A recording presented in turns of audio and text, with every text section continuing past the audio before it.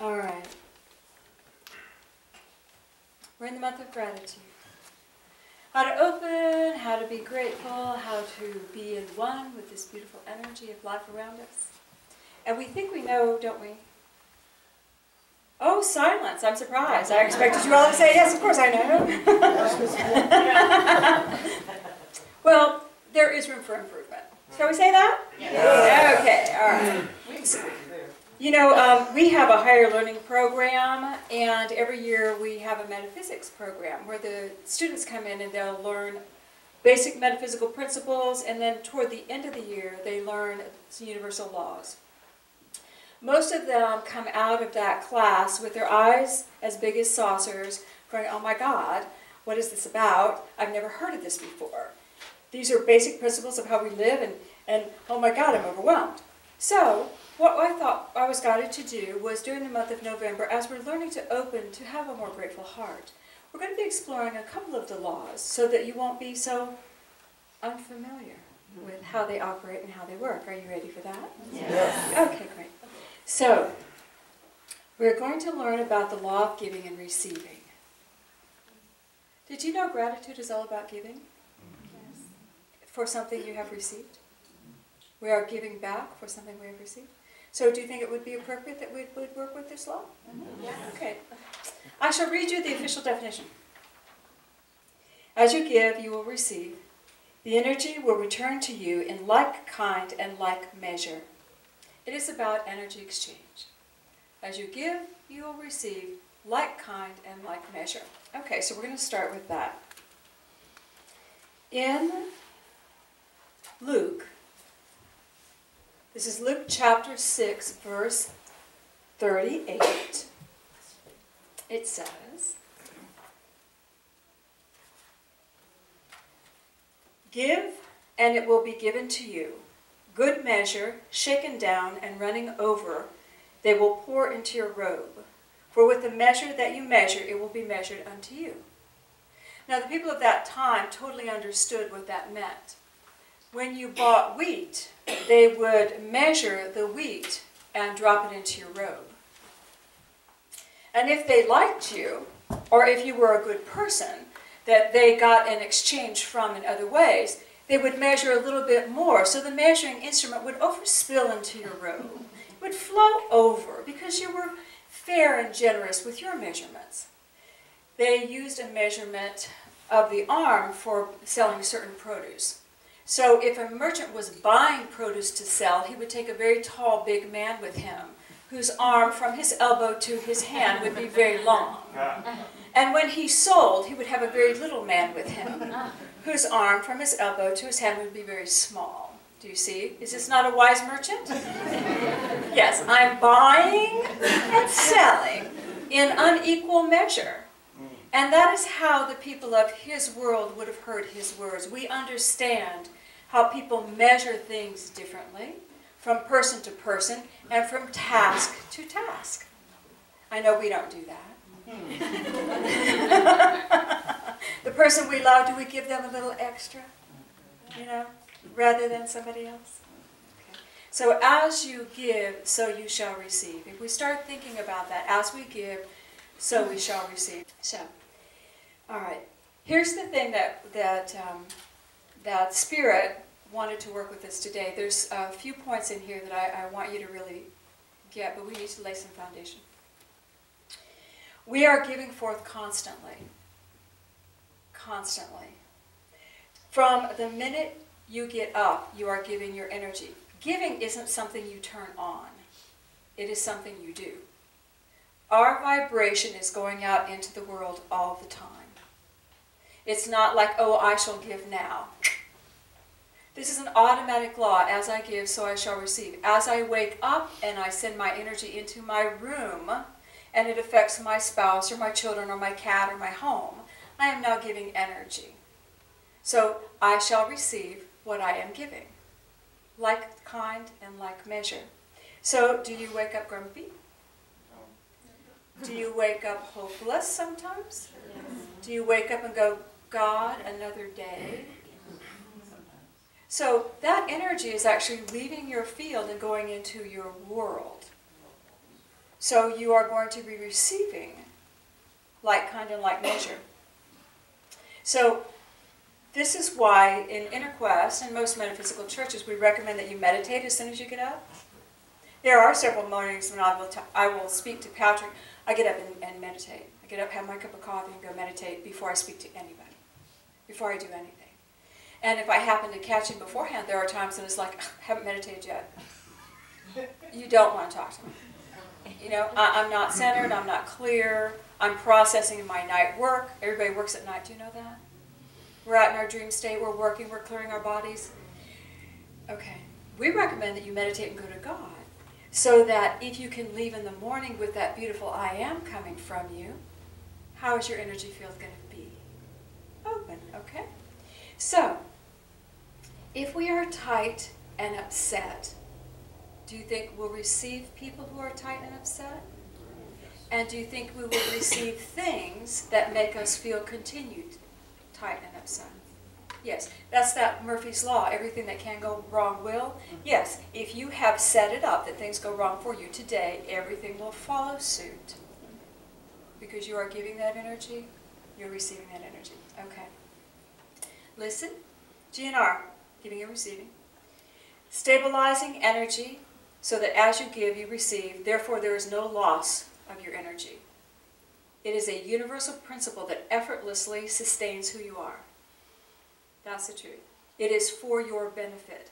What you give will be returned to you so that you are sustained in who you are. It's a good law, right? Okay. So, we have to look at what we're giving. What are we giving? You know, some of us worry. I was taught to worry as a child. When I worry, what am I drawing to me? Things to worry about. People who are worrying. This is a beautiful thing that returns to me because it sustains me at some level. What are the thoughts that you hold primarily in a day? You know, they say we think the same thoughts over and over again. What are you focusing on? Where are your thoughts? And what is your energy around those thoughts? There are some worriers out here, I know. There are some people that are fearful out here, I know, fear of loss or something, you know. But if we really think that's coloring the energy vibration we're putting out, that's what we're going to receive. When you're worrying about people, you can shift the energy simply by saying they're children of God and God's got them under His control. You can stop that. There are ways to shift your energy if you can catch it in that moment. Here's the thing. I'll give you an example. This is easy. Sometimes I come to work and I am so focused. I am so focused. And I've got clients that I'm going to be seeing, but I'm so focused, I'll come in and Noelle will look at me and say, "Are you okay?" I'm focused. And then I'll rush about. I'll say, "Bonnie, you need to do this. No, you need to do that. Patrick, blah, blah, blah, blah, blah, blah." And I am machine gunning orders because I am so focused. And I know that when I'm with my very first client, I'm going to surrender to God. All my focus will be gone. I'll be channeling, and I'll be in that great space. And when I'm done with my first client, I've forgotten everything I was focused on. Do you know? Better for them to approach me after the first client. What happens if Noelle approaches me and says, "Cindy, I gotta," I'm focused. Am I going to give her an answer that's loving and kind and sweet? No. I'm going to say, "I'm focused here. I got to get these things done. Your problem we'll deal with later. I got problems."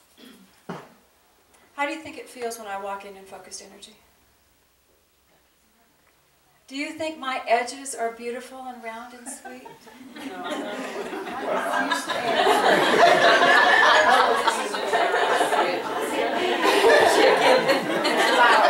At the end, fairies and flowers flowing. Bonnie, don't answer.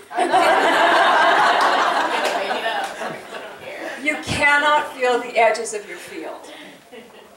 You don't feel the edges of your field. You're in your soup.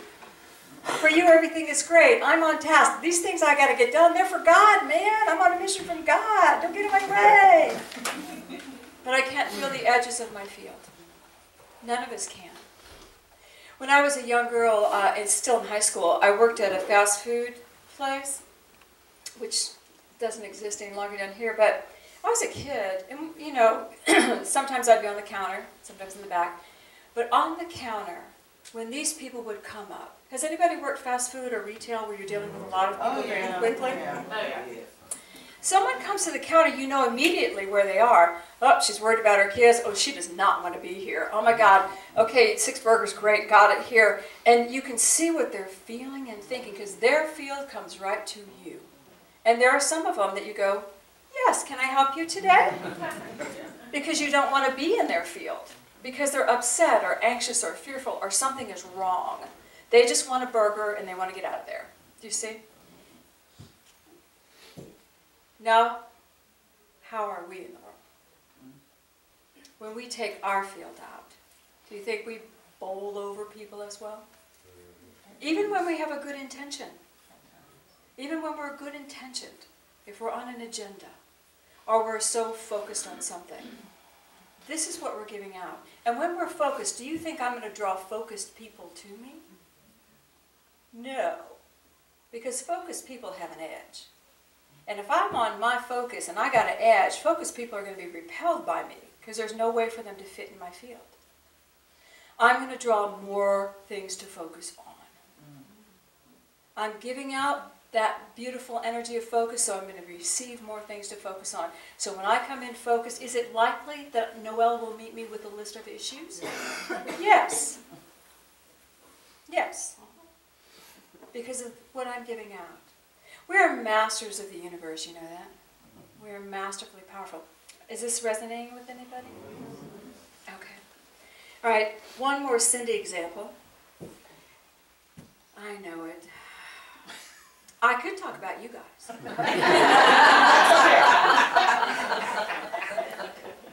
All right, it'll be a Cindy example. As a child, I worked all the time. Work.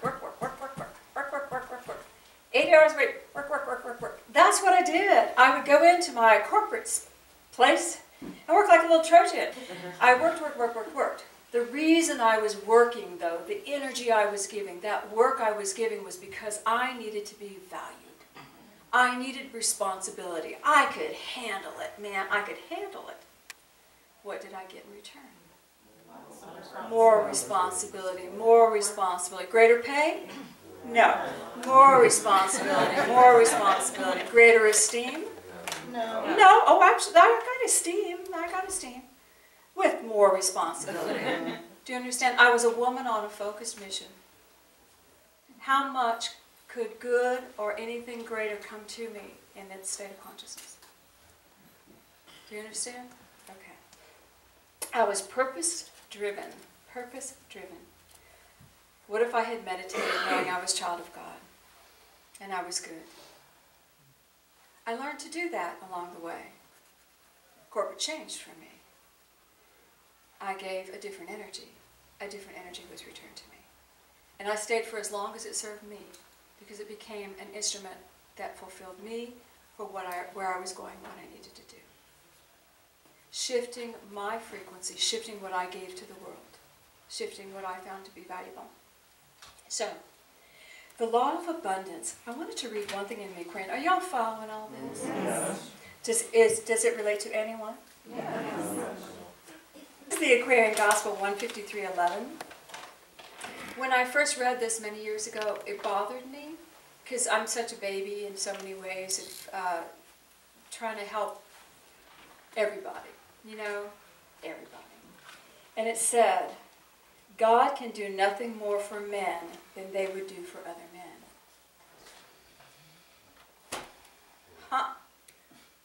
God can do nothing more for men than they could do for other men. So, what are we taught in the Bible in the Aquarian? We're taught, ask for what you want. God will give it to you. Seek, and you shall find. Knock, and the door will be open. When you ask, what will be withheld from you? You are a loving child of God. Do you see that, camp? Ask for what you want. And now we have this, God can give you nothing more than you will give other men. Oh. Bit of a little quandary, huh? So, how you are treating your fellow man is what you are able to receive. How you're treating your fellow man is what you are able to receive. If you have an open and generous heart with man, and you ask God for anything, and you have an open and generous heart with your mankind, is it easy for that energy to come back to you? Okay. If you have a closed, judgmental, and limited heart with your fellow man, and you ask God for the very same thing the other guy did, is it easy for it to come to you? Because your field is locked down. It's self-serving. It's not the open, generous heart. God can only give you what you are willing to give. Now, if I have a generous, open heart and I give of my abundance, which is modest by most people's standards, I give of my modest abundance freely, do you think some grand abundance can come to me? The answer is yes. Because I'm working the best I can at my level of consciousness and being open and generous and free, God gives to me greater. As I'm asking God, right? I'm invoking the ask. But as I'm giving here generous freely, what returns to me by the law of giving and receiving? Equal measure, generous and free, but I'm in the flow. So when I ask Father, Mother, God for what I want, I'm able to bring the greater in. Now, did I just confuse you? Okay. The law of giving and receiving dictates what I give, I will receive. When I am open, the greater can come. The greater can come. When I am closed, I can ask all I want. And I am my own block to that receiver. Okay, breathe that in. All right. So, how I treat my fellow man and how I share my light in the world dictates what I receive. How I share my light in the world. Don't you want to wake up happy? Yes. I saw just a wee little thing, I don't remember where it was, some of the excuses for calling in sick these days. One of them, I guess it's a well-used excuse, was I can't come to work because I woke up in a good mood.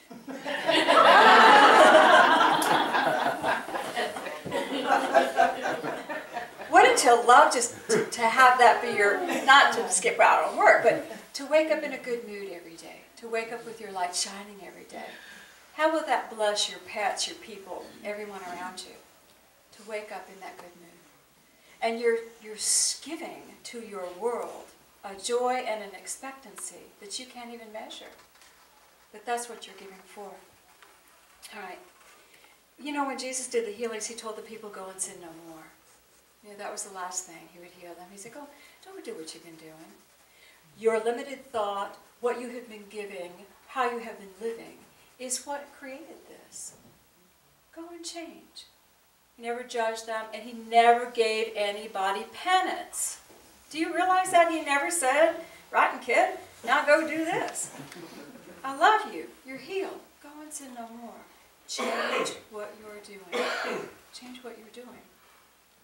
So when we find ourselves in situations when what is coming back at us is interesting, uncomfortable, do we need to stop right there and take our inventory and judge ourselves? We recognize, oh goodness, what did I serve up this morning? What have I been serving to my fellow brothers and sisters? Do we all have room to change? Yes. I have. We all have room to change. Okay. Now we want to know how to turn on the abundance to do something different. This is what Spirit asked me to give you as a new little affirmation. I am open to receive everything I give.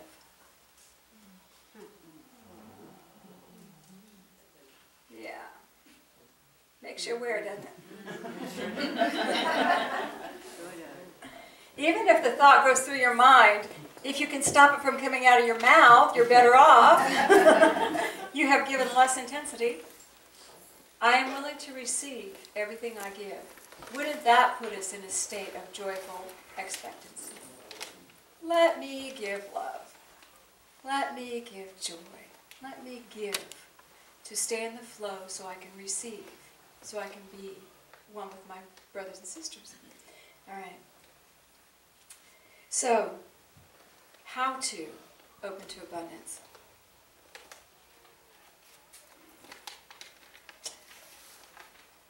The most important thing is to begin to become aware. Goodness is goodness. Goodness is goodness. Money in the bank, is that good? Yeah. Beautiful things, is that good? Wonderful relationships, is that good? Beautiful little kids running around? Nice car? Sitting under a tree? Yeah. Goodness is goodness. All of these things are abundance for us. It's not just about being able to hire a private jet and fly where you want. Although that would be good too. Yeah, it's good too. But the goodness of the plants sitting under the tree is the same. It's the same. Goodness is goodness. If we can really begin to try to wire ourselves to think goodness. Not necessarily I need, I have, I want, which are okay thoughts too. But goodness. When we start thinking goodness and we try to wire ourselves consciously to think and give and be goodness. Hope, good, love, light, all of the things that have a flow to them. It will shift the vibration of what we're giving, and it will shift the vibration of what we're receiving. Do you believe that's possible? Yeah. Are some of you in situations where you're thinking, I don't know about that. I'm in a tight little prison here. I can only try. Because if you're in a tight prison, have you been giving out consternation or concern or worry or frustration or hopelessness? We never leave a prison until we're joyfully walking out the door. We carry it with us. Goodness is goodness. And we need to watch our energy. When we give on our terms, we will receive on our terms. And if we're giving to manipulate, we will receive on our terms. If we're giving some energy to justify the means of something, if we're shortcutting what we know we should be doing because we're trying to get somewhere fast, you're going to get that back. You're never going to arrive where you want to arrive. So, realizing you will receive on your terms exactly how you gave. All right. If we focus on goodness, and we focus on just giving and showing up as a loving being, we're really kind of in God's terms now. Because God is good and God is love. If we can move to that space of just showing up with whatever, God is good and God is love, and just give it out, then what returns, what comes back to us, will be that vibration, like kind and like measure. And because we're open, when we ask, are we able to receive it? Okay. All right. Interesting, isn't it? How we treat our fellow man is the determination of our energy field. What we give, we will receive. It sustains our energy field. So we are the creators of our lives. Giving and receiving, can you see how this could be a key to abundance? Can you see how monitoring those thoughts could be a key to abundance? All right. You ready to go within? All right, let's put our feet on the floor.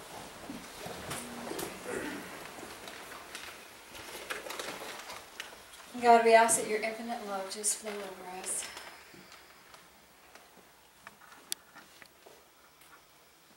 And I would invite each one of you just to see a beautiful column of light come over you. Feel that love of God just engulfing you, separating you from anyone else sitting on either side. You are safe in this beautiful heart of God. And begin to feel your heart open.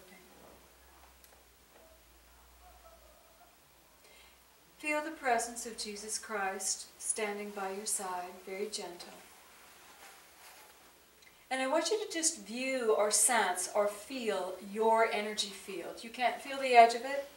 Just feel how it emits out into the world. Notice if it's one vibration, if it's contained, if it's worried, if it's concerned. Just notice your energy field. And in this moment, realize you can shift it. You can go and sin no more. You can shift this vibration. I want you to take Jesus Christ by the hand and feel his love for you. And as you do, feel your desire for good. I choose good in my body. I choose good in my world. And as you say that in your heart, just say it quietly in your heart, I choose good. And watch what happens to the vibrations around you. You should feel them become light, perhaps change color, perhaps change how they move. And I want you to say again, I am good. And as you say that, feel that the ripples actually begin to extend the edges of your field. I am good. I will share my goodness with the world. And I am open to receive the goodness the world has for me.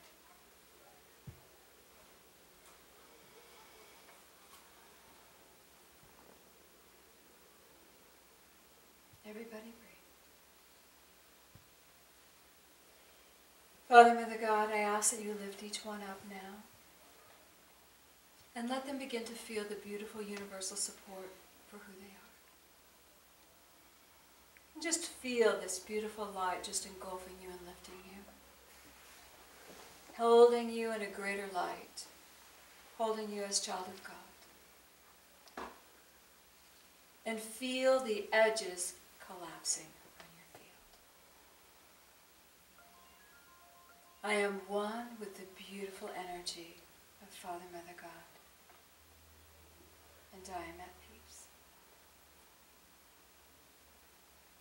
And feel the movement of God light moving in and out of your field, one with the love that you are. And yet in the center, you are a beautiful child in the center, whole and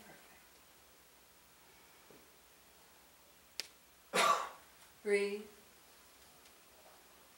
Feel your gratitude to God. Thank you for giving me this beautiful opportunity, this beautiful life, this energy. Take a breath and gently begin to move yourself back into your body. Feel the energy around you. And in your heart, thank God that you can grow into greater. Thank God for all of the goodness in your life.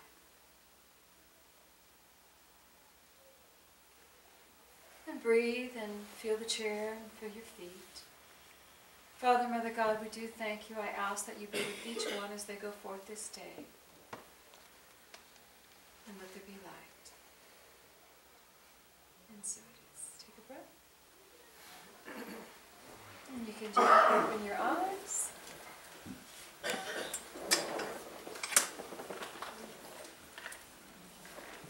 How do you feel? Do you feel expanded? Yes. Do you feel what opportunity lies before you? Immenseness, greatness, awesomeness. I am willing to receive everything I give. We say that together. I am willing to receive